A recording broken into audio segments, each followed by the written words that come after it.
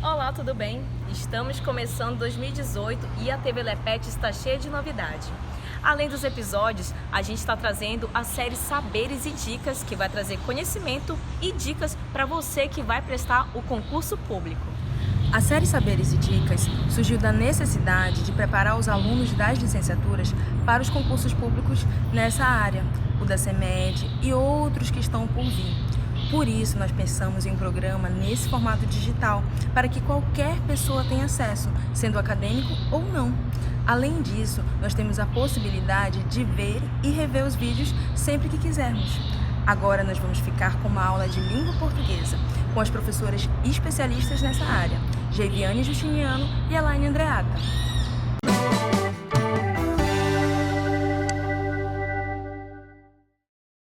Olá, turma querida, estamos aqui mais uma vez na TV Lepete, eu, professora Geiviane Justiniano, eu, professora Elaine Andreata, e juntas vamos, na série Saberes e Dicas, trazer umas dicas para vocês que estão aí ligados no concurso da CEMED. Lembrando também que essas dicas, esses saberes que serão aqui retratados, servirão para vocês para qualquer concurso, porque a língua portuguesa, como qualquer outra área, não muda em termos de concursos públicos, não é, Elaine? Exatamente. Nós temos que pensar que a língua portuguesa, ela está conosco em todos os momentos, no nosso dia a dia, nos nossos falares, nos nossos dizeres, e por isso a gente vai pensar um pouquinho sobre a língua portuguesa como disciplina, com questões gramaticais, com o ato de ler, de escrever, de interpretar. Exatamente. Então, prestem atenção vocês aí, professores, alunos finalistas de licenciaturas, nossos alunos da UEA e de todas as outras universidades e faculdades aqui da nossa cidade. Esses saberes e dicas têm como base a banca examinadora do concurso da CEMED Manaus, que é a banca IBAD, tá bom? Mas antes de falar um pouquinho sobre essa banca, nós vamos trazer para vocês agora qual é o conteúdo programático de língua portuguesa para conhecimentos gerais. Por quê? O conteúdo programático de língua portuguesa para professores habilitados em língua portuguesa muda um pouquinho. Ele é um pouquinho mais extenso, mais aprofundado, porque envolve questões de textualidade, envolve questões de análise linguística, que vai um pouquinho além do que a gente vai apresentar hoje aqui para vocês. Exatamente. Para as séries iniciais também, há uma discussão relacionada à alfabetização e letramento, que são conhecimentos específicos dos anos iniciais para professores formados em pedagogia. No entanto, aqui essa noção é uma noção de conhecimentos gerais, certo? Então vamos lá pensar um pouquinho sobre conteúdo programático. Por que nós trazemos para vocês os conteúdos programáticos? Porque nós vamos observar que esta banca examinadora acaba trazendo um olhar muito mais voltado para questões gramaticais do que para leitura e interpretação de texto. Então, o que observamos pelas questões que olhamos em outros concursos produzidos pelo IBAD é exatamente isso. Textos que aparecem como pretextos para construir depois questões gramaticais. Isso, é uma banca examinadora que traz questões de gramática normativa mesmo. Então nós vamos trazer aqui questões para vocês sobre crase, questões que envolvem figuras de linguagem, questões que envolvem análises morfossintáticas. Todas são questões que nós retiramos de duas provas feitas pela própria banca examinadora, que é o IBAD, tá bom? Então, vocês no edital observem o conteúdo programático, começa com leitura e interpretação de texto, também traz questões semânticas, que é denotação, conotação, também processos relacionados à análise semântica de homônimas, parônimas, sinônimos, antônimos, polissemia, ambiguidade. No entanto, o que nós percebemos de forma maior, mais expressiva, é ortografia, classes de palavras, processo de formação de palavras, os verbos, tratando de conjugação, emprego, concordância nominal e verbal, também questões de regência, e aí entra o acento indicativo de crase, além disso, colocação pronominal, sinais de pontuação, funções sintáticas dos termos e das orações e processos sintáticos de coordenação e subordinação. Vejam, Perceberam que nós falamos já no início, né, que é olhar para o texto muito mais como pretexto. As questões são gramaticais mesmo, e por isso nós passamos a pensar dicas de estudo, porque esse momento, né, professora Geiviane, é o momento Sim. que nós vamos falar algumas questões básicas. Não temos como revisar toda a gramática aqui para vocês, mas vamos trazer saberes, trazer dicas básicas de estudo, né, de continuidade de estudo também. E que vocês poderão levar para qualquer questão que envolvam esses aspectos gramaticais. Vamos continuar dando sugestões de estudo? Preste atenção. Se nós vamos fazer um concurso público, é necessário primeiro conhecer a banca examinadora. Já sabemos que é o IBAD, que é o Instituto Brasileiro de Apoio e Desenvolvimento Executivo, né? O IBAD ele tem sido uma banca que tem feito principalmente as provas para professores aqui da região norte. Então nós vamos trazer provas aqui para vocês que foram feitas em Rio Branco e outra que foi feita no estado de Rondônia. Então o IBAD tem sido utilizado muito para isso. A gente já falou um pouquinho agora que é uma banca examinadora que traz sim o texto, mas como pretexto para análises linguísticas, né? E caso você queira se aprofundar, basta entrar no próprio site do IBAD e ficar treinando as questões de língua portuguesa que estão em diversas provas. A gente trouxe as provas mais recentes, eu acho que é a do 2016, as duas, as né? duas de 2016. Então, ou seja, né? Ano retrasado, que nós já estamos agora em 2018, né? Hoje é o primeiro dia útil de 2018, dia 2 de janeiro. Mas assim, são provas bem recentes e vocês vão entender que não é um bicho papão, nem um bicho de 7 cabeças, como popularmente as pessoas falam. Porque a língua portuguesa é análise, é saber a dica e ir para análise linguística e análise textual. E aí vocês entrem lá no site do IBAD, né, e vocês vão observar uma parte que diz assim, concursos, né, aparecem os concursos que já foram realizados. Então cliquem então onde está concursos realizados e vocês têm a possibilidade de abrir, né, cada um desses concursos e cada uma dessas provas e seus gabaritos. Observem, né, nós vasculhando ontem, né, o site, observem que aparece um gabarito final, né? Então muito cuidado com isso, porque a gente percebeu algumas incongruências, né, entre os gabaritos iniciais e os gabaritos finais que são dados após os recursos. Então baixem lá a prova e baixem o gabarito final para que vocês possam conferir e sempre fazendo a questão, observando a questão, percebendo que conteúdo vai sendo acionado em cada questão e buscando esse conteúdo na nossa segunda dica de estudo. Então, a nossa segunda dica de estudo, língua portuguesa envolve conhecimento gramatical. Gramatical, norma padrão, e quando a gente fala aqui em norma padrão, são as normas que estão ali prescritas na gramática normativa. Então é importante você, candidato, que tenha gramáticas boas, como consulta, porque as regras estão ali todas disponíveis, e gramáticas didáticas. Estamos sugerindo aqui para vocês a gramática, a novíssima gramática da língua portuguesa do Domingo Pascoal Segala. É uma gramática clássica, muito didática, muito simples, que ainda vem com alguns exercícios de fixação para que vocês possam memorizar e fixar essas regras. A outra gramática, que gosto muito do Evanildo Bechara, né, que é a gramática do Evanildo Bechara, que é a gramática escolar da língua portuguesa.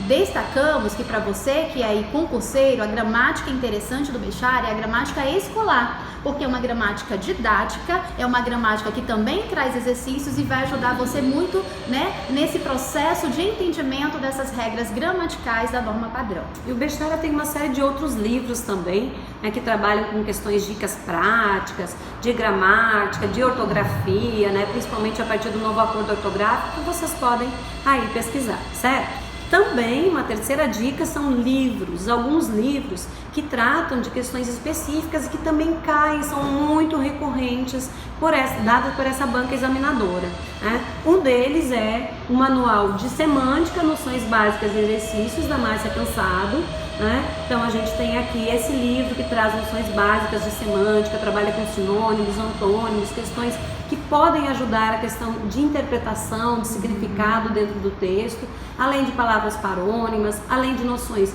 de ambiguidade e seus tipos. Não estamos aqui sugerindo que vocês decorem o livro todo, né, que se preocupem, né, mas que vocês observem conceitos que são conceitos básicos e importantes. Elaine, vale destacar que este manual ele é muito interessante, não só qualquer outro manual de semântica, até mesmo a gramática normativa que aborde aspectos semânticos, né? Por quê? Fazendo a análise das provas, nós vimos que há muitas questões na prova que tratam dessa questão da significação das palavras, do sentido conotativo, do sentido denotativo, das figuras de linguagem. Então, por exemplo, na prova do estado de Rondônia, nós tivemos ali umas 3 ou 4 questões de 10 questões que tratavam desse aspecto, né, de significação dos vocábulos. Então, já é uma dica, né? Já é algo recorrente nessas provas. Então, não esqueça, significação das palavras é um tópico que você deve trabalhar, estudar, né? Deve dar atenção a ele. Isso. Além disso, esse livro aqui, que é um livro muito básico, muito fácil de ler, Irandé Antunes, né, uma autora que trabalha, né, com diversas questões relacionadas à língua portuguesa, mas este aqui está trabalhando com coesão e coerência, né? Ao analisar coesão e coerência, nós passamos a pensar sobre mecanismos coesivos e também fazendo análise das provas, né, que trouxemos aqui para vocês, observamos que em muitas situações nós vamos trabalhar com coesões tanto referenciais quanto sequenciais e, portanto, o significado que essa coesão vai estabelecendo dentro do texto. Então, este material aqui é um material básico, prático, com bastantes exemplos, que pode ajudar vocês todos, né, a pensar sobre coesão e coerência. Alguém pode estar perguntando, mas não tem o tópico coesão e coerência lá no conteúdo programático. Mas não vamos ficar enganados em relação a isso. Coesão e coerência nos ajuda na interpretação textual e nas análises gramaticais. Por exemplo, quando você faz retomada de elementos, né? Quando você trabalha esses elementos coesivos anafóricos, você está trabalhando coesão, você está trabalhando conectivos, e isso tudo faz parte deste assunto mais geral que é coesão e coerência. Então, embora não esteja esse tópico lá no conteúdo programático, é conteúdo que eles podem abordar por meio da leitura e interpretação e mesmo fazendo aquela substituição ou retomada de palavras já vistas no texto. E aí, quando nós temos o tópico de conteúdo que é classes gramaticais, né, nesse tópico nós vamos perceber as conjunções, os pronomes. Quando nós temos o tópico semântica, nós temos a questão da substituição que é dada por sinônimos, né, por hiperônimos. Então, isso tudo vai acabar caindo e realmente nós percebemos que está sempre nas questões que nós observamos. Além disso, né, esse outro livrinho também muito básico, muito prático, com explicações interessantes, com exercícios rápidos, que é Análise Sintática da Márcia Angélica. Tá? Também é um livro que vocês podem, né, procurar, buscar para trabalhar questões de sujeito, predicado, né, a análise do período simples e também a análise do período composto que ele acaba contemplando.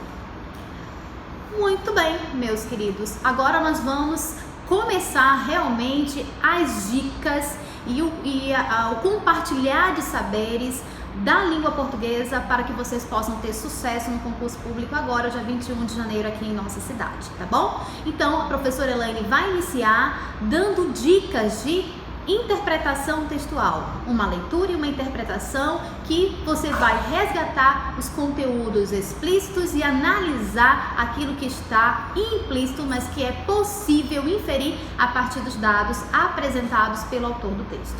Então, a primeira coisa que a gente tem que pensar é que esta banca examinadora acaba não trazendo uma preocupação que a gente vai ter lá em Enem, né? Quem já fez Enem sabe, quem já observou prova de Enem, é pensar gêneros textuais de um modo geral, né? Trazer uma diversidade de textos. Nós não observamos isso nas provas que nós analisamos, nas provas que nós olhamos. O que nós observamos foi normalmente um texto, né, verbal, certo? Textos mais clássicos, editoriais, crônicas, contos, artigos de opinião, exatamente. São textos mais longos, certo? E textos que apresentam um conjunto de parágrafos, de orações que acabam trazendo a possibilidade de exploração gramatical após o texto. Mas nós vamos perceber também que normalmente vem questões, 2 ou 3, nós observamos isso, de interpretação a partir desses textos. Por isso, essas dicas de leitura e interpretação. Primeira coisa, gente, a leitura do texto tem que ser feita pelo menos 2 vezes, né? Então a gente vai fazer uma leitura inicial, uma leitura atenta e depois, ao fazer a leitura das questões, voltamos à leitura do texto para observarmos aquilo que está sendo solicitado, aquilo que está sendo pedido. Então, sempre uma primeira leitura, e essa primeira leitura sempre com anotações. Peguem aí a sua caneta, o seu lápis na hora do concurso, né? Eu levo lápis, né, professora? Eu também levo. Né? Eu gosto de rabiscar um pouquinho de lápis, né? Circular palavras-chave, né? Observar, né, quais são os parágrafos e as divisões desse parágrafo, qual é a ideia núcleo de cada um desses parágrafos. Isso, gente, é algo extremamente importante para compreender. Outra coisa, o texto ele vai ser explorado principalmente a partir do seu conteúdo, da análise e interpretação deste conteúdo. Nós não vamos ter questões que trazem conhecimentos mais amplos, é aquele olhar daquele texto, daquele conjunto de vocábulos e informações que estão sendo dadas ali, tá? Então, algumas dicas, algumas estratégias para ativação de conhecimentos no momento da leitura do texto. Então nós dividimos aqui, né, entre antes, durante a leitura e depois. Antes da leitura, né, que é aquele olhar mais visual, né, eu vou olhar para o texto e ao olhar para o texto eu já percebo o que ele tem, né? Observem o seu título, o que conduz esse título, observem esse autor, né? Se vocês conhecem esse autor, o que ele costuma escrever, se ele escreve contos, se ele escreve crônicas, se ele é um autor mais ácido, se ele é um autor mais intimista, introspectivo. Então tentem reconhecer esse autor. Caso vocês não o conheçam, então vocês vão ter que conhecer naquele momento. No entanto, se vocês já tiverem leituras prévias do autor, isso certamente vai ajudar, tá? Durante a leitura, pensem como é a formatação desse texto, a quantidade de parágrafos, se ele apresenta diálogos, vocês já percebem que há um tipo narrativo aí, então há uma história a ser contada. Se ele não tiver a presença de diálogos, mas menção, citação a outros autores, a interpretação de ideias de outros autores, então provavelmente a gente já vai para o nível da argumentação. Então, façam essa observação no momento da leitura, tá? E depois do texto, tentem retomar qual é o assunto desse texto, né? Que assunto ele está e que ponto de vista ele está veiculando. Se for um texto mais do tipo narrativo, do tipo descritivo, procurem observar qual é o foco central de análise.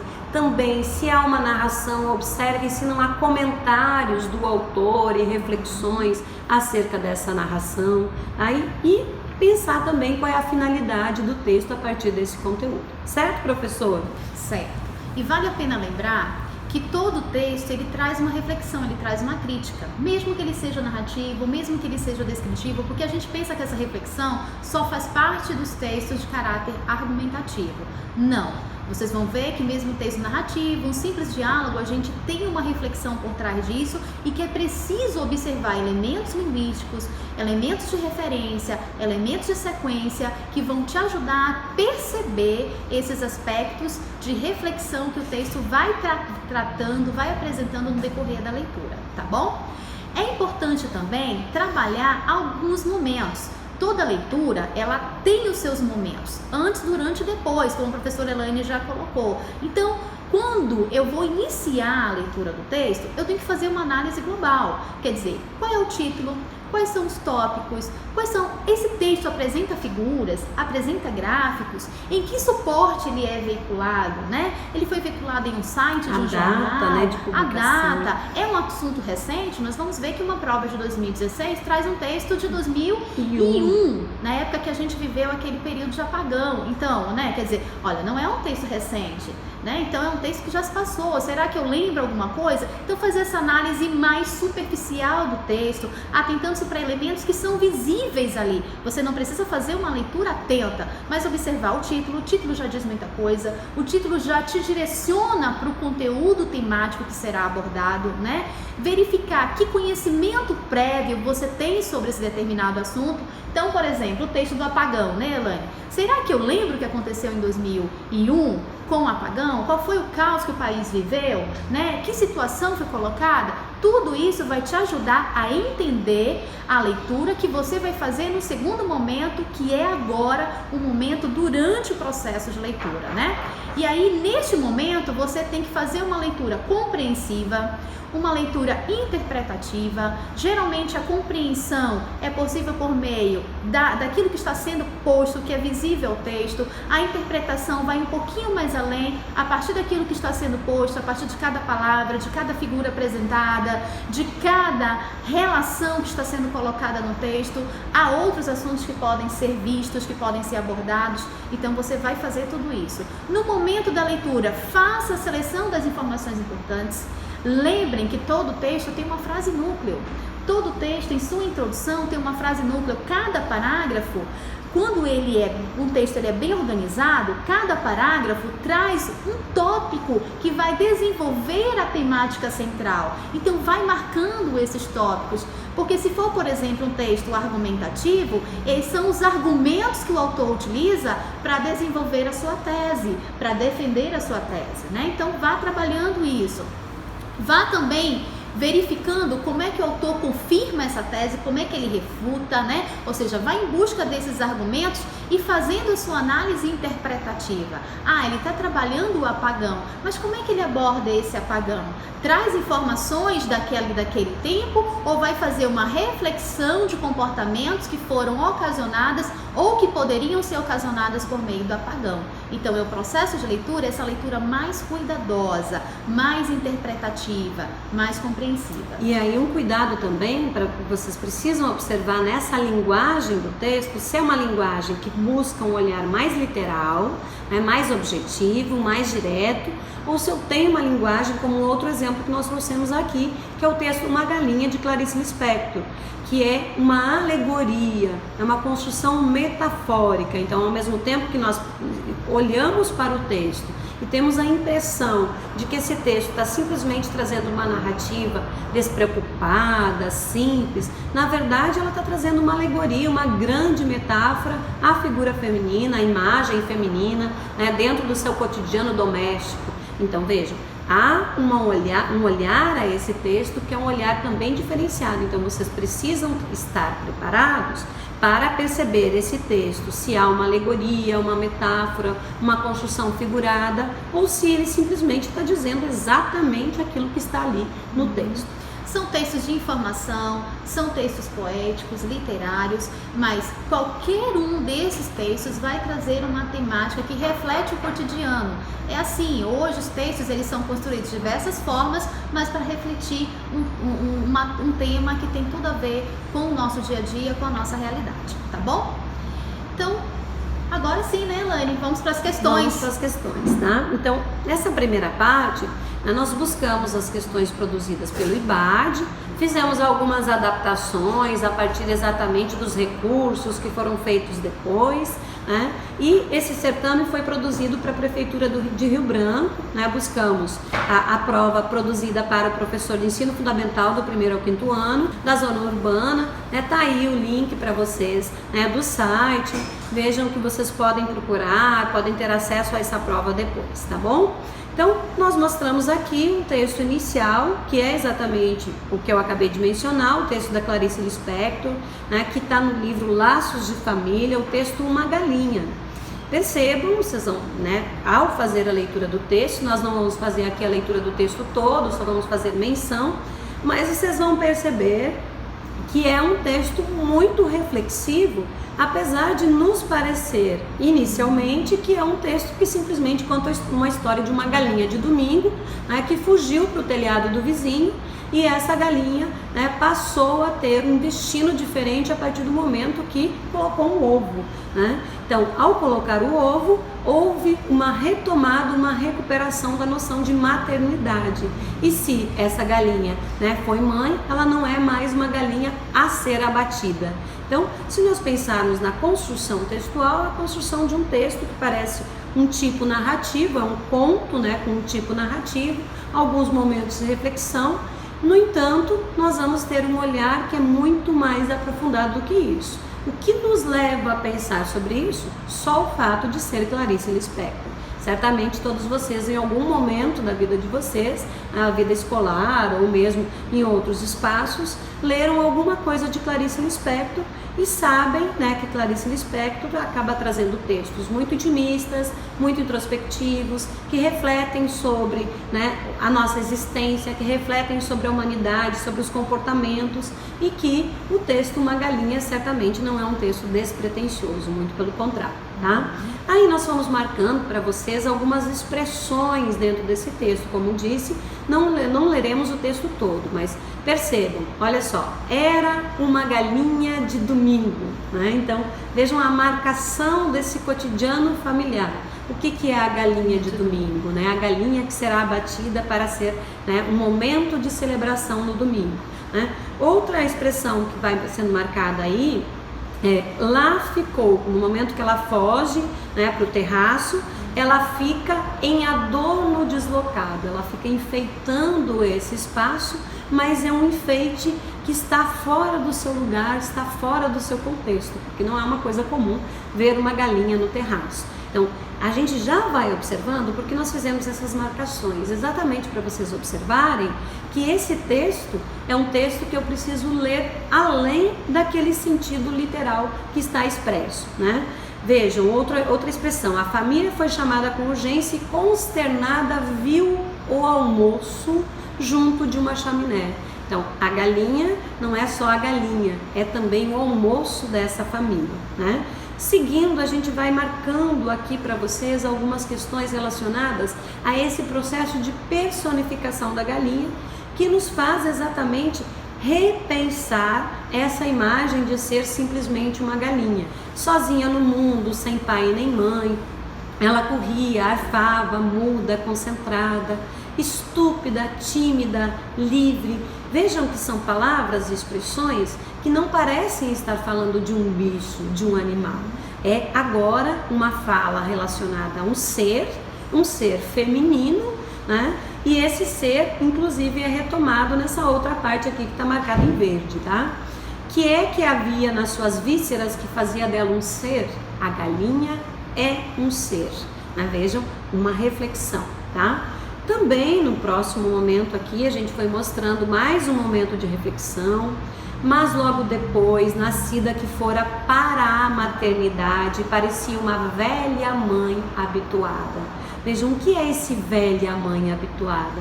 Olha a relação com essa imagem da mulher, da maternidade, né? Desse olhar que existe em relação ao feminino, que é de naturalmente ser mãe, né? Então há uma reflexão sobre esse lugar desta mulher neste cotidiano, né? E aí na sequência também fomos marcando outras expressões, inconsciente da vida que lhe for entregue. Vejam a inconsciência que existe na maternidade, né? A galinha passou a morar com a família, porque depois que ela foi mãe, ninguém mais, né, poderia matar a galinha. E na sequência, né, diz assim: continuou entre a cozinha e o terraço dos fundos, porque a galinha fica o tempo todo, rotineiramente agora, dentro de casa e fugindo de vez em quando para o terraço, usando duas capacidades, a de apatia e de sobressalto, né, de ficar todo dia fazendo a mesma coisa, como a nossa rotina, como o nosso cotidiano, e de sobressalto de vez em quando nos darmos conta da vida, de vez em quando nos darmos conta de algo que nos incomoda, e essa fuga ao terraço, certo? E, né, ao final a gente percebe que depois de toda essa reflexão, depois de todo esse processo, nós vamos aí essa parte que está marcada em vermelho, até que um dia mataram-na, comeram-na e passaram-se os anos. Vejam que a nossa galinha, ao final, tem o mesmo fim que era previsto a ela desde o primeiro momento, né? O almoço de domingo. Aí a gente volta para a primeira frase, era uma galinha de domingo.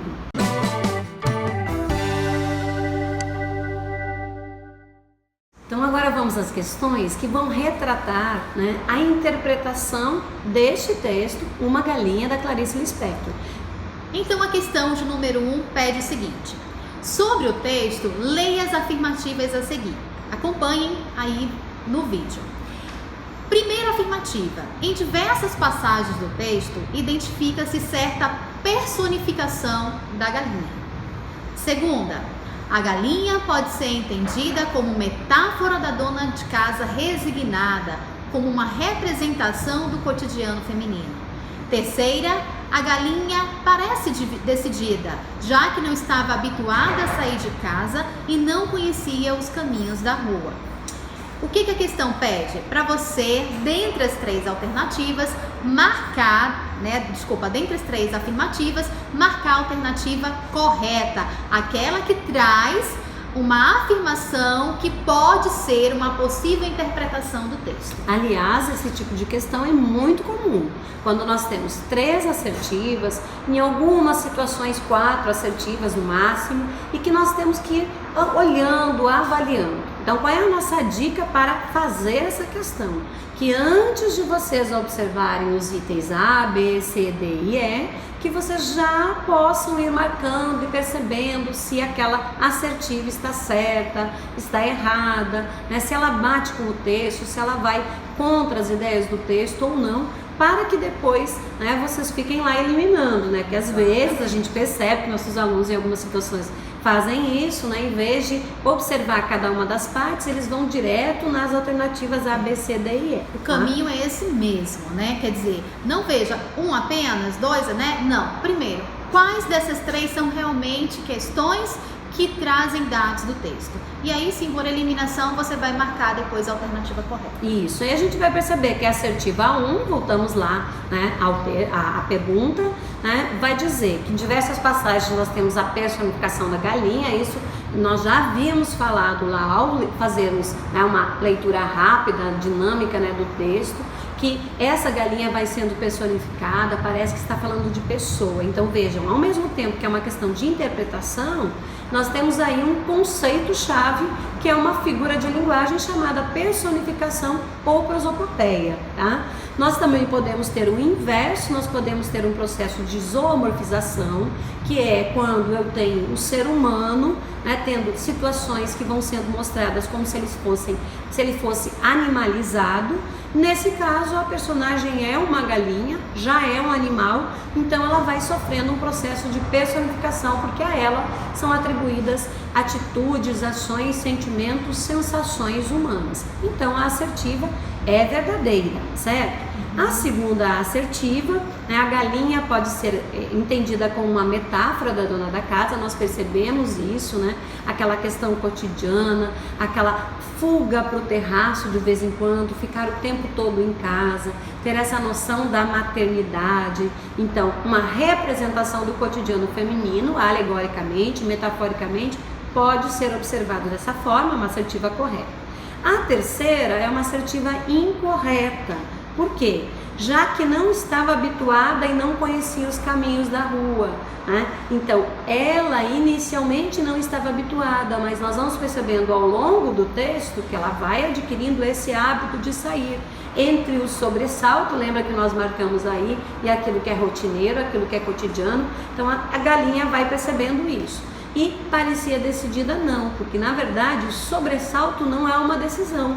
O sobressalto é algo que você faz de uma forma, né, que acontece rapidamente, sem você pensar. Então não há uma decisão pensada. E percebam que você tem um elemento de coesão aí, que é a locução conjuntiva já que.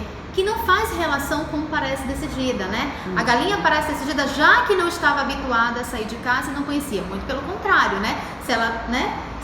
Se fosse certa, não teria que ter esse já que não, né? Não teria que ter esse não para que a gente pudesse entender que a galinha estivesse decidida. Mas, como a professora Elaine colocou aí, tem a questão do sobressalto, que foi destacado na leitura. Então, sobressalto não é decisão, é algo repentino, né? Decisão tomada em cima da hora. Perfeito. Bom? Então, a alternativa correta e a alternativa C.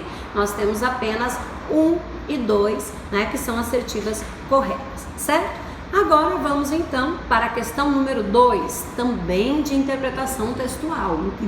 Lembrem-se que nós falamos antes que são interpretações relacionadas a conteúdo, a ideias, a mensagens que vão sendo produzidas dentro do texto. A gente não tem questões relacionadas a gêneros, a finalidade, ao objetivo do texto, a organização, A intencionalidade. Exatamente. Então é mais pontual, você precisa interpretar mesmo, compreender o conteúdo mesmo. Então, a segunda questão pede o seguinte: na construção do texto em prosa, Clarice Lispector revela que a galinha, letra A, representa a paz, a sabedoria e a vigília, altiva e predadora como os falcões ou os condores. Já podemos comentar, né, professor? Olha só, a gente já percebe aqui, altiva e predadora. Muito pelo contrário, né? A galinha não trazia esse aspecto de ser uma predadora, né? Ela era, na verdade, a presa, né? Ela era, na verdade, a galinha de domingo. Então isso já elimina, que procriava. Então vejam, é um contexto que está relacionado a ideias mesmo. Letra B. Assim como os demais personagens, é desprovida de nome, assumindo uma identidade percebida apenas pelo seu papel desempenhado dentro da família. E aí nós podemos já perceber, né, que é exatamente isso que nós estávamos discutindo a respeito do texto, né? Essa identidade, que é uma identidade feminina, uma identidade da dona de casa. Percebam que a questão 1 já dá uma noção do que vai ser pensado na questão 2. Então, muitas vezes uma questão responde a outra, traz dicas para a outra também, e isso já faz com que nós achemos, então, a alternativa correta da questão 2, que é a letra B. Só rapidinho, vou fazer uma leitura bem rápida da C, da D e da E, para que nós possamos eliminá-las. Olha só, essa galinha, então, ela recebe um gesto de ternura ou de proteção do rapaz que tenta capturá-la? Percebam que não, nós não lemos essa parte do texto, mas quando vocês fizerem essa leitura mais cuidadosa, vocês vão observar que lá no texto a gente percebe que esse homem que vai capturar, ele está muito chateado por ter que fazer isso, né? E ele até tenta, né, até faz de uma forma assim um pouco grosseira. A letra D diz que é uma representação da mulher que alça voo e se liberta definitivamente. Olha a importância desse advérbio aí, definitivamente não, porque no final ela vai ser uma galinha que vai ser morta, que vai ser comida, então, como ainda a galinha de domingo. Então não há uma libertação definitiva, há um momento, alguns momentos de libertação. E a letra E revela traço de uma heróica coragem e consegue alcançar uma distância que a separa da casa a qual estava confinada. Percebam que nós não temos uma coragem dessa galinha. Mais uma vez a palavra sobressalto nos ajuda, né? Ela simplesmente sai, ela simplesmente vê aquela janela, aquele espaço livre e sai por ele, né? Não é um ato decidido conforme nós já observamos na questão 1. Certo, gente? Então são essas duas questões de interpretação. Não esqueçam que nós falamos a respeito da banca examinadora. Vem todo esse texto grande. Então nessa prova aí que nós pegamos da Prefeitura de Rio Branco, né, tem um texto que é uma galinha da Clarice Lispector e as duas primeiras questões de interpretação efetivamente.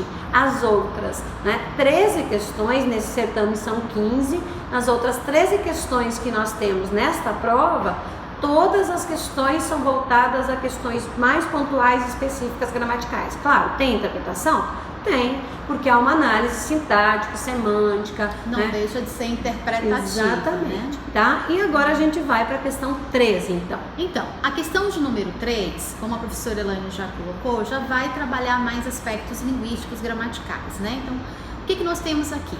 Considerando-se o contexto, traduz-se corretamente o sentido de um segmento em: letra A, desde sábado, encolhera-se no canto da cozinha. Encolhera-se, aí observem que a alternativa já traz um destaque para a palavra, né, em que se quer, em que se pede análise. Então, encolhera-se pode ser facilmente, né, substituído ou significa desde sábado deixaram-na no canto da cozinha. Vejam que encolher-se e ser deixada são coisas completamente diferentes. Aí nós trabalhamos com a busca de sinônimos. O que é o sinônimo, então? São palavras e expressões, né? Nós podemos também ter a substituição por expressões, por um conjunto de palavras, né? Palavras e expressões que têm o mesmo significado. A gente já vai falar um pouquinho sobre essa questão do significado, não ser um significado perfeito, mas adequado ao contexto. Então, sempre que nós vamos pensar em sinônimo, nós vamos pensar na construção frasal, no contexto da frase. Eu não posso pensar na palavra isolada, eu preciso olhar para dentro do texto. Por isso que o texto funciona como pretexto. Aqui a gente já olha e diz: encolher-se, né, é um ato da própria galinha, né, e é diferente de deixaram-na, porque é um ato feito por outra pessoa em relação à galinha. Se eu tiver essa troca, eu vou ter mudança de sentido. Portanto, não é essa assertiva, certo? Então, não podem ser substituídos, né, uma palavra pela outra e um verbo pelo outro. Na letra B, nós temos o seguinte: nunca se adivinharia nela um anseio. Aí você tem aí o destaque para anseio, que poderia ou é igual, nunca se adivinharia nela um desprendimento. Vejam que anseio tem a ver com desejo, né? Desprender-se tem a ver com libertar-se, certo? Eu desejar algo e eu fazer, eu tomar para mim o ato de libertação são coisas diferentes, mais uma vez. Portanto, eu não posso substituir uma ideia pela outra, sendo que eu quero ter o mesmo sentido. Não formam aí anseio e desprendimento, não formam uma dupla, né, de sinônimos. Lá na letra C, a família foi chamada com urgência e, consternada, viu o almoço junto de uma chaminé. Nós temos o destaque para a palavra consternada, que é igual: a família foi chamada com urgência e, desgostosa, viu o almoço junto de uma chaminé. Então, consternada fazendo relação a desgostosa. Vejam, são sinônimos? Nesse contexto de comunicação, sim, podem ser sinônimos, né? Ele consternou-se, desgostou-se, né? Não ficou contente com aquele fato, ou ainda eu posso, dependendo do contexto de comunicação, ter a noção de estar consternada, né, no sentido de sentir algo, né, de promover algum tipo de sentimento, de sensação que não é positivo, certo? Então, nesse caso, esse par de sinônimo aqui se completa neste contexto de comunicação. Então, por que eu estou reforçando isso? O contexto da frase. Porque em muitas situações, uma palavra não vai poder ser usada em substituição a outra, conforme o contexto da frase, mas em outra situação aquele par vai poder ser sinônimo. Claro que isso não acontece com todas as palavras que existem na língua portuguesa, mas muitas delas podem ter essa relação, a gente vai ver daqui a pouco com outro exemplo. Então, a resposta correta é a alternativa C. Né? Aí na D, a gente já está na resposta correta, na D e na E, eu vou só falar as palavras, que a gente já pode perceber que pela palavra eu já consigo eliminar. Então, por exemplo, na letra D, nós temos aí a palavra em caixa alta esporadicamente. O que é algo esporádico? É algo que nós fazemos de vez em quando, né? Às vezes. E a palavra que está sendo substituída é rotineiramente.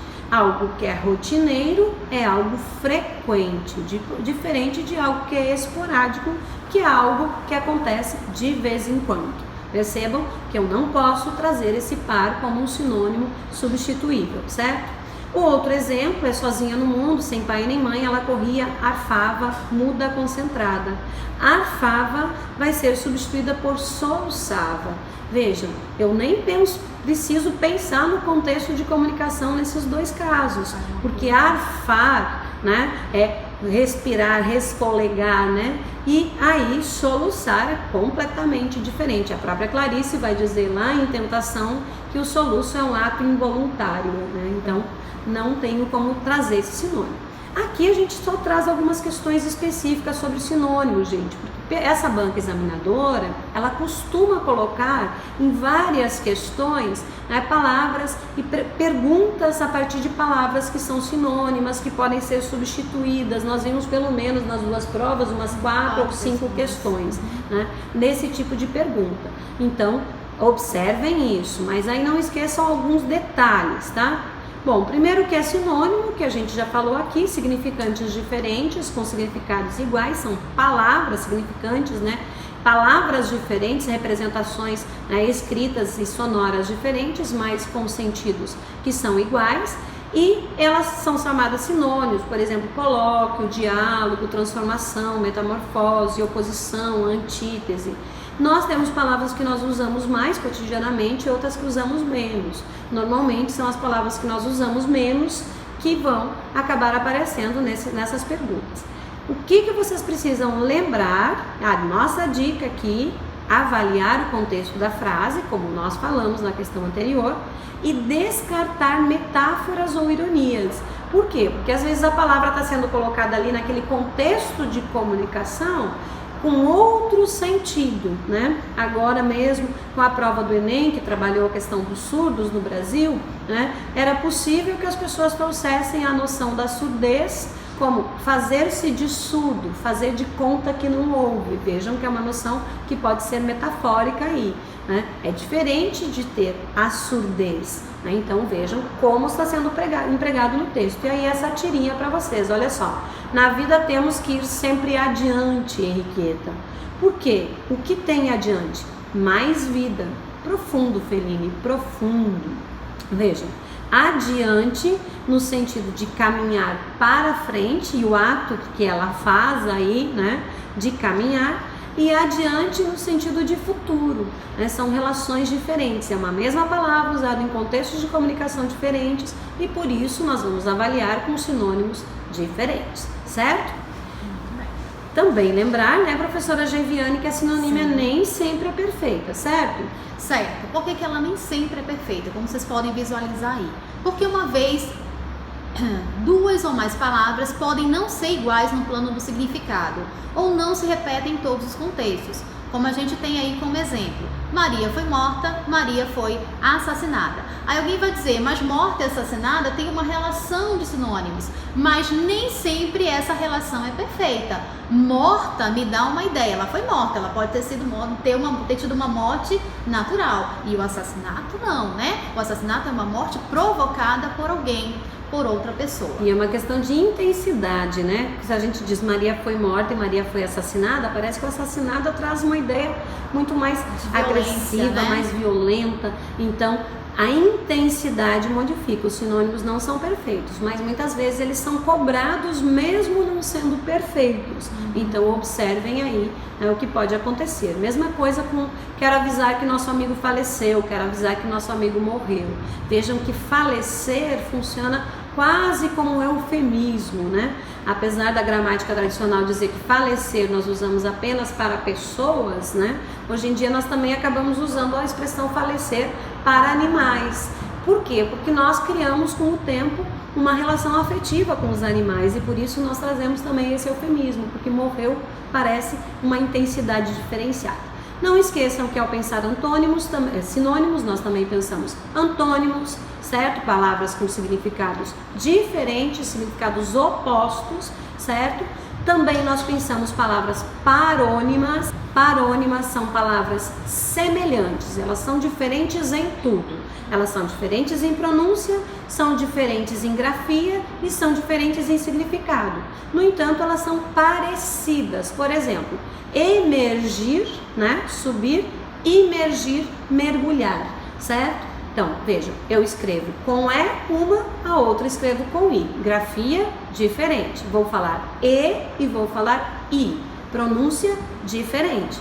No entanto, nós vamos ter aqui significados também diferentes, por mais, né, que ela seja semelhante na forma da escrita, porque muda só uma letrinha. Essas são palavras parônimas, parecidas, semelhantes, mas diferentes em tudo.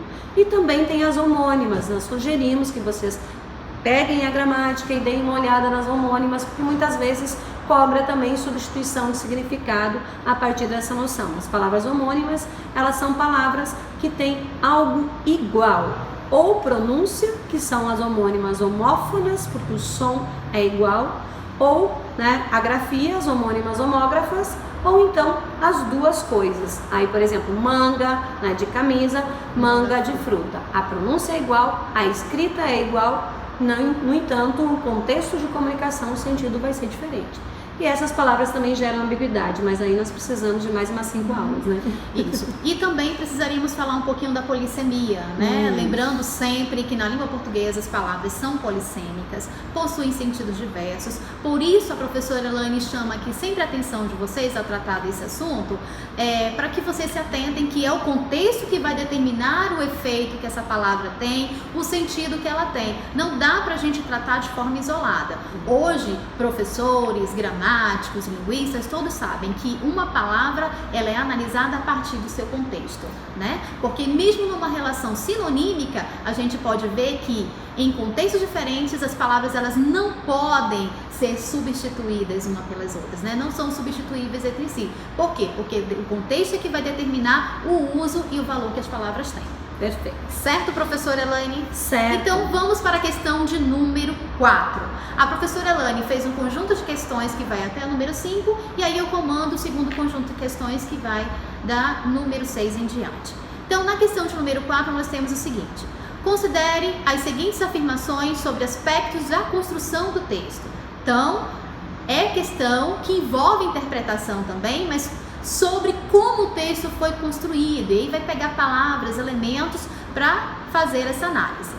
A primeira assertiva apresenta o seguinte: na frase, em pulos cautelosos, alcançou o telhado onde esta, hesitante e trêmula, escolhia com urgência outro rumo. Nós temos hesitante e trêmula concordam contextualmente com a palavra a família. E aí a gente vai voltar lá para o texto, tá? Que está no terceiro parágrafo do texto, essa parte. Então isso vai acontecer.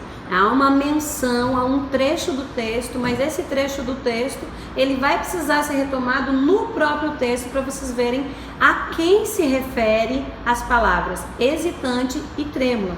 E nós vamos perceber, né, que lá no texto está se referindo à galinha e não à família, certo? Então, nesse sentido, é preciso que vocês voltem ao texto. Olha só, né? Eu vou dizer aqui, né? Vestiu radiante um calção de banho, resolveu seguir o itinerário da galinha. Em pulos cautelosos, alcançou o telhado onde estava, hesitante e trêmula. Escolhia com urgência outro rumo. Então nós vamos perceber que quem estava hesitante e trêmula em cima do telhado era a galinha e não a família. Então essa assertiva vai ser uma assertiva incorreta. E aí não tem uma dica que, como é que eu faço então para descobrir? Tem que voltar, tem que fazer a leitura, tem que marcar, olha, aqui apareceu hesitante e trêmula. Neste contexto aqui, quem é que hesita? Quem é que está trêmula? Tem que fazer toda esta análise. Vocês vão ver que a palavra galinha, ela está no início do parágrafo, mas tudo que está sendo colocado depois faz referência às ações que a galinha fez naquele momento, às qualidades que a galinha tem. Então não tem como fugir de uma segunda ou terceira leitura do texto. Exatamente. Assertiva número 2. Atentando para o uso do sinal indicativo da crase, o a, em todas as ocorrências do segmento. Aí aparece o segmento. Vejam, a gente tinha uma questão anteriormente de referência, de coesão referencial. Mas junto nessa mesma questão aqui, a gente vai ter já um olhar para a crase. Então, ao mesmo tempo que nós voltamos ao texto, agora nós vamos ter que recuperar questões gramaticais do uso indicativo de crase. E aí nós vamos observar o a, certo? Que vai poder funcionar como artigo, como pronome ou como preposição dentro desse período aqui. E dizer que a obriguei. Vejam, quem eu obriguei? Eu obriguei a galinha. Então esse a está funcionando como um pronome, certo? Que é referente a ela, a galinha. Então, professora Geiviane está aqui ao meu lado. Eu a toquei, certo? Então, esse a se refere à professora Geiviane. Então, nesse sentido, eu tenho o funcionamento aí de um pronome, certo? Pronome não recebe crase, nunca, em hipótese alguma, certo? Então eu já avalio isso como uma assertiva incorreta, certo? Mas eu posso continuar analisando. A obriguei a correr naquele estado. Sempre que eu tiver uma preposição antes de verbo, nós não vamos utilizar a crase, né? Então é um uso aí, é uma crase proibida, certo? Voltem lá a gramática para trabalhar com o uso indicativo de crase, são vários casos, né? Mas só para vocês observarem aí. Então, mais adiante tem também uma cartela que vai explicar um pouquinho essa regra básica de como usar o acento indicativo da crase. Na terceira assertiva, nós temos o seguinte: na frase, afinal, uma das vezes o que parou para gozar sua fuga, o rapaz alcançou a. Você tem aí o a também em destaque. Entre gritos e penas, ela foi presa. O elemento destacado, que é este a, substitui contextualmente a galinha. Perfeito. Percebam? Então, a mesma coisa que eu expliquei antes em relação à assertiva 1, certo? Esse a funcionando como pronome, desculpa, não a 1, a 2, né? Esse a funcionando como pronome, que se refere nesse caso à galinha, não é apenas o a, mas também o ela, certo? Se refere à galinha. Portanto, a 13 é a assertiva correta e, portanto, nós temos aí a marcação da letra E, certo, gente? Certo. Então, a professora Elaine já vai mostrar aí, eu iria justamente falar da questão da coesão. Isso. A coesão, ela vai se dividir em uma série de questões, certo? A reiteração, a gente vai ver esse quadro aí, é um quadro retirado exatamente daquele livro que nós mencionamos antes, Lutar com as Palavras, Coesão e Coerência, da Erandê Antunes. Então, nós temos mecanismos de reiteração, de associação e de conexão, observem no quadro. Dentro de reiteração, nós temos aí a substituição gramatical e a substituição lexical, que está no item 1.2, ao lado no item 1.2.1. Percebam, nós vamos usar pronomes, advérbios, sinônimos, hiperônimos para substituirmos palavras e expressões. Nesse sentido, nós vamos recuperar significados, referenciar significados. Então, esse quadro pode ajudar, tem toda a explicação nesse livro de cada uma dessas partes. Essa é a nossa dica para vocês entenderem esse processo de referenciação, de construção de significado, tá? Então, nesse caso que nós vimos na questão, nós temos a substituição gramatical, certo?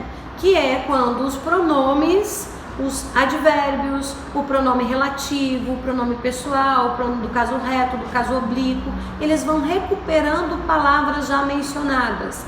A sala onde fizemos a gravação, onde recupera a palavra sala, né? O homem cujo chapéu, então vejo que cujo retoma tanto o homem quanto o chapéu.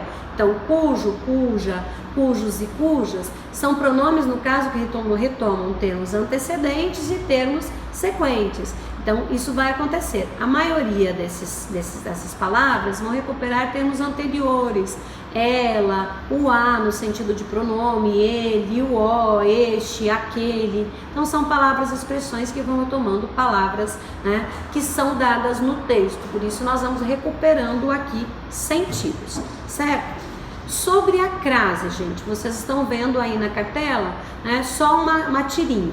Graças a Deus chegou a primavera. Olha só a Mafalda dizendo. Aí na sequência, o homem dizendo: graças a Deus cheguei à primavera. Aí a Mafalda diz: e eu dizendo trivialidades. Veja, é uma tirinha da Mafalda, mas que serve para a gente pensar. Chegou a primavera. Nesse caso, esse a está funcionando apenas como um artigo para determinar primavera. A primavera chegou, certo? Quando no segundo quadrinho nós temos a fala do velhinho, nós temos cheguei à primavera. Ele, né? Ele chegou à primavera. Então, a primavera é um complemento para o verbo chegar, certo?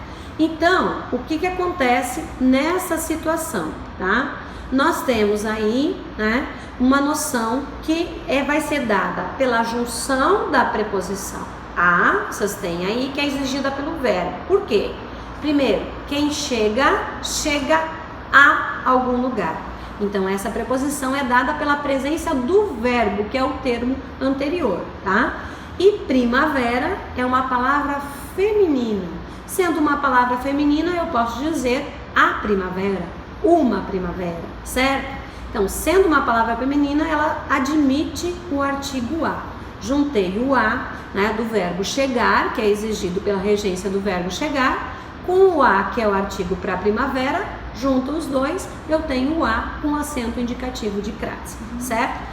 Elaine, é bom lembrar, porque às vezes há aquela regra básica, né? Que alguns gramáticos, que alguns professores de cursinho gostam muito. Se a transformar-se em ao, é porque há o acento indicativo de crase. Isso é válido e você pode utilizar assim, né? Cheguei à primavera, cheguei ao inverno. A transformou-se em ao, então eu tenho aí acento indicativo de crase. Mas por que isso é possível? Justamente pela explicação que a professora Elaine acabou de falar a vocês. Porque o a é a preposição e o o é o artigo, ao. Então, crase é sempre isso, a junção da preposição e do artigo. Quem é que pede essa preposição? Um nome transitivo ou um verbo transitivo, que no caso vai ser indireto e exigir a preposição a. E quem que admite o artigo? O substantivo feminino, atentando-se que não é todo substantivo feminino que admite o a na sua frente, né? Então, por isso que você tem que perceber. Então, antes de você ficar memorizando a transforma-se em ao tem crase, é entender o contexto, porque entendendo o que é crase, você vai acertar qualquer questão. A professora Elaine mostrou um a que vem antes de um verbo. Diante de verbo, eu não uso o artigo indefinido. Então, ali não terá ocorrência de crase, terá apenas o a preposição. Diante de pronomes pessoais do caso reto, oblíquos, eu não uso também a como artigo. Então, diante deles, jamais usaremos acento indicativo de crase, porque não terá fusão desses dois as, a preposição e a artigo, tá bom? Então nós evitamos essa questão de memorizar essas regrinhas, né? Exato. Esses famosos macetes que os cursinhos adoram aí passar pra gente. E tem casos especiais, né? Por exemplo, face a face, né? Palavras repetidas não vão ter crase, né? Então, volta à gramática para dar uma olhada nos casos especiais, mas essa regra básica, a regra prática, o entendimento de como funciona a crase é a melhor coisa, né? Por exemplo, o outro exemplo aí, vou à feira. Quem vai a algum lugar. Preposição. Feira, eu posso dizer a feira está cheia? Posso dizer. Então, admite o artigo a. Portanto, juntou os dois, formou o a craseado, tá?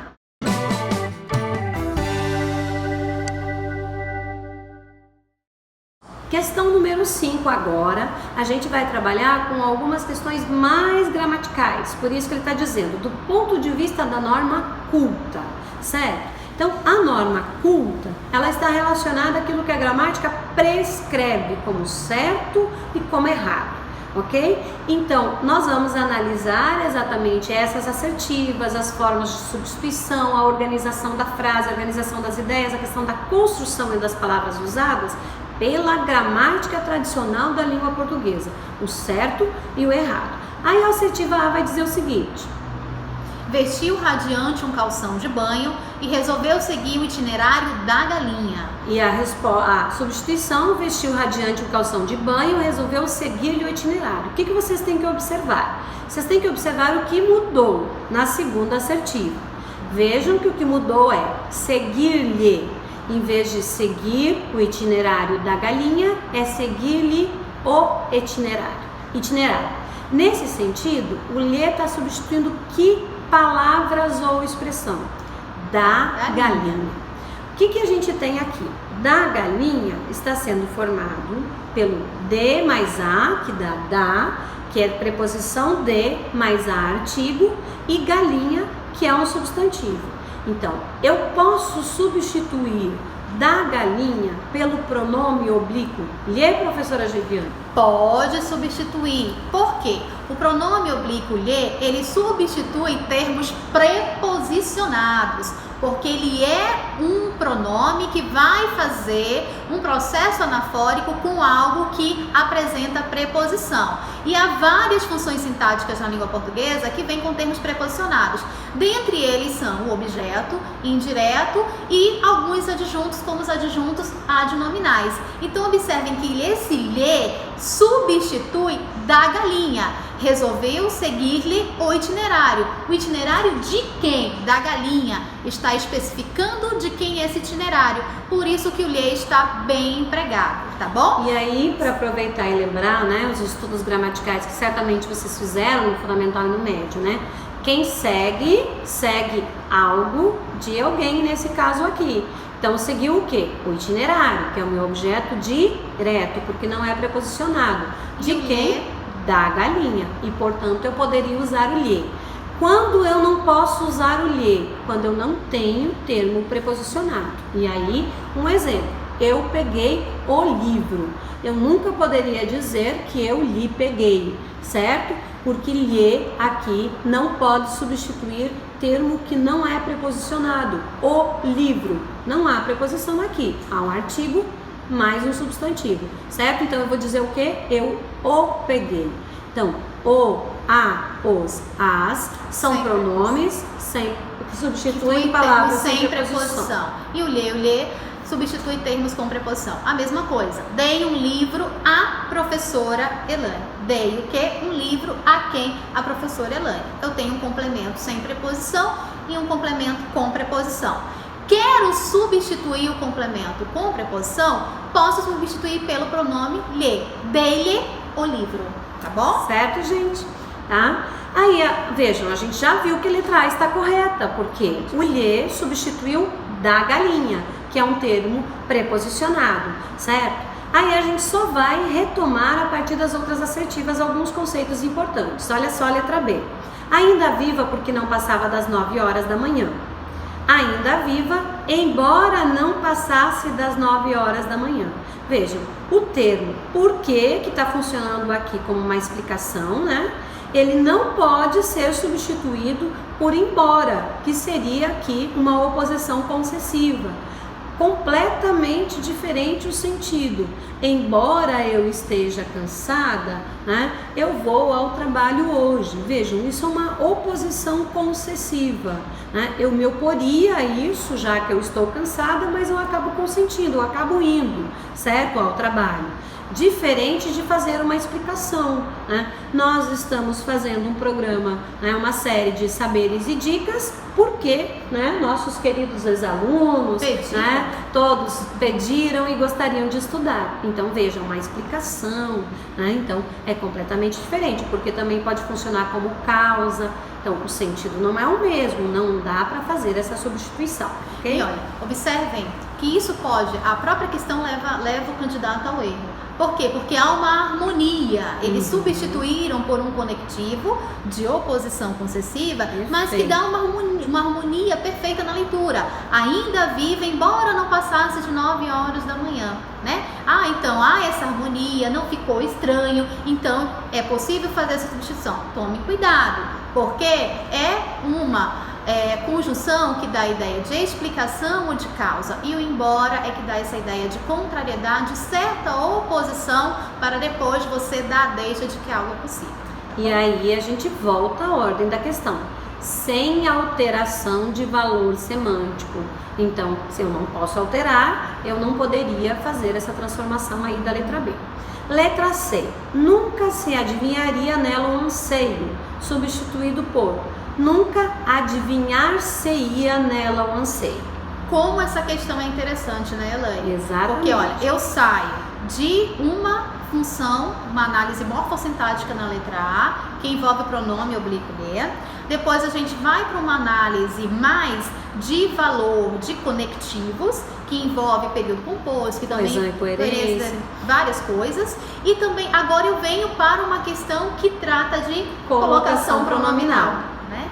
E aí, a gente sabe que a colocação pronominal na língua portuguesa, ela pode, conforme os princípios da gramática normativa, pode ser feita de 3 modos. Como próclise, quando o pronome, né, oblíquo, ele vem para antes do verbo, como mesóclise, quando ele está no meio do verbo, entre o verbo ali colocado e o seu pronome, né, entre o próprio verbo e o pronome colocado nele, perdão, e como ênclise, quando ele vem após o verbo. Há vários casos casos atrativos de próclise, casos obrigatórios de mesóclise, né? Uma das regras clássicas é que não se pode iniciar uma frase com um pronome oblíquo, então dizer te amo para a gramática normativa jamais, seria sempre amo. Para a gramática normativa. Ainda bem que nós temos liberdade de comunicação e que te amo é possível, né? Desde que a gente não esteja respondendo. Já pensou um beije-me assim? Há uma prova de concurso, ou você chegar lá na sua taberninha e falar, né? Dê-me 3 pão, né? Não, vamos falar, me dê 3 pães. 3 pães, desculpa, tá, gente? Dê-me 3 pães. Então, o que acontece aqui, meus queridos? A gente tem uma questão de colocação pronominal. E aí, nós vamos analisar conforme mesmo a norma padrão que está prescrita lá na gramática normativa, né? Observem que nunca se adivinharia, você tem o se antes do verbo adivinharia, que está antes porque tem uma palavra negativa aí, um adjunto adverbial que dá essa ideia, né, de negação, que é o nunca, que também pode ser um adjunto adverbial de tempo, e ele traz esse pronome para antes do verbo. Então você tem um caso de próclise. E em seguida você tem nunca adivinhar-se-ia. Esse pronome ele já está no meio do verbo. Adivinhar-se-ia, você tem o verbo adivinharia, né? Que é um verbo que está no futuro do pretérito, e aí, por estar no futuro do pretérito, a gramática me diz que eu tenho que colocá-lo no meio do verbo. Porém, tem a palavra de valor negativo que atrai. Então, não daria para fazer essa substituição, né? Porque, para os princípios da gramática normativa, poderia ficar como próclise mesmo, para antes do verbo. Nunca se adivinharia nela um anseio. Exatamente. Aí, vejam, eles estão juntando 2 conceitos importantes. O conceito que é da mesóclise, que vai ser usada somente com verbos que estão no futuro do presente ou no futuro do pretérito, mas também o conceito da próclise, que faz com que palavras e expressões atraiam, né, o pronome para antes do verbo. O que é preponderante? A próclise, né? As palavras e expressões que trazem o pronome para antes do verbo. Então, mesmo tendo um verbo no futuro do pretérito que traria a possibilidade, né, de fazer uma mesóclise, o que é mais importante aí é o fato de ter essa palavra atrativa, certo? Na letra D nós temos ainda tonta, sacudiu-se um pouco em cacarejos roucos e indecisos.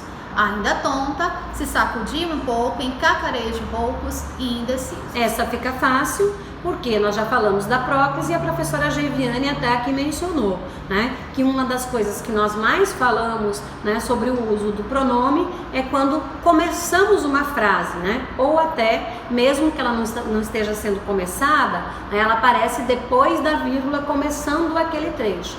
Nunca utilizar pela gramática normativa o pronome antes. Por mais que a gente diga te amo, né, me beije, né, nós vamos aí sempre pela gramática normativa colocar para depois do verbo. Somente pela gramática normativa. No dia a dia, se sacudiu, né, te amo, me beijou, tá bom? Então observem aí, a professora Elane chamou a atenção para algo muito importante. Você tem aí uma parada marcada por meio de uma vírgula.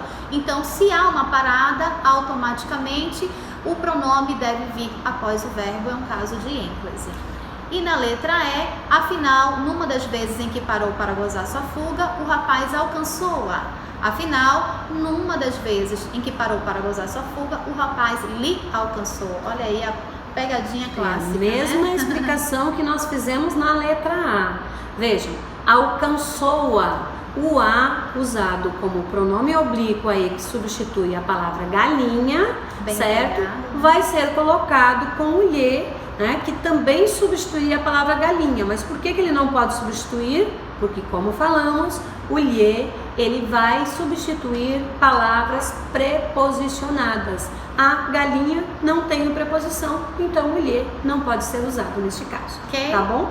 Então, espero vejam que vocês, quanta coisa numa única questão, né? Essas questões envolvem, quer dizer, você tem que sair da semântica à sintaxe para entender tudo, né? Então, neste primeiro momento a gente encerra aqui essas 5 questões que estão relacionadas ao texto da Clarice Lispector.